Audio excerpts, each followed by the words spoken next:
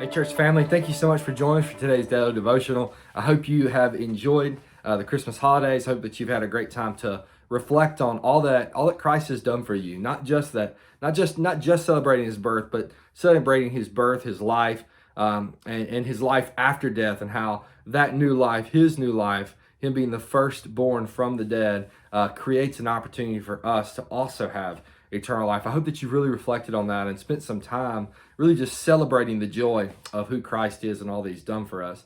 This week we're looking at, you know if you've jumped into Connect groups yesterday, that we're looking at redirecting our anger and kind of beginning to work through those issues. And a lot of times anger comes from us facing difficult things in our life. And we're going to be looking in the book of James, specifically in chapter 1.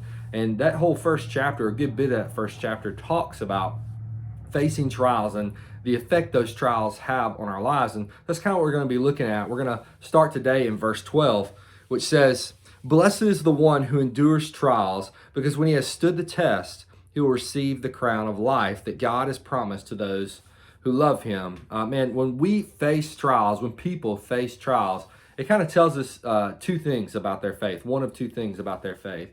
One, they are either genuine in their faith or they are counterfeit in their faith. I think trials truly give us an example of which one that we are. I think we've seen that in the midst of this pandemic, as we've seen many fall away from the church, worldwide, because their faith maybe wasn't as genuine as we thought it was, or they thought it was. And then we've seen others who maybe we had questions about really dig in and lean on the Lord in the midst of some of these difficult circumstances and really have proved the genuineness of their faith. And as believers, we need to recognize that, hey, because we live in a sinful world, we are going to face trials, and our response can't be one of a counterfeit faith that just allows that to take over us and own us. No, we as believers need to have genuine faith, and we need to trust in the Lord. And that's what James writes here. And he kind of is explaining that, whenever we face trials as believers, it tells us, it kind of accomplishes two things. First of all, it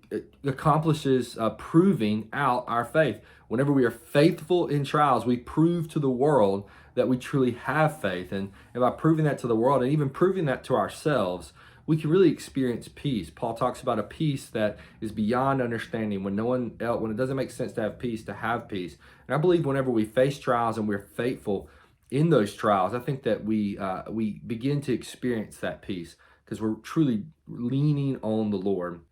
The second thing that it does that James mentions here is that it says that those who remain faithful to the Lord in the midst of trials, that they're going to be blessed, that the Lord is going to bless us. And I can't tell you exactly what those blessings are. As believers, obviously, a blessing is to spend eternal life with Christ. And that eternal life is obviously contingent on having a relationship with Him. But certainly, man, as believers, those blessings will exceed far beyond just that.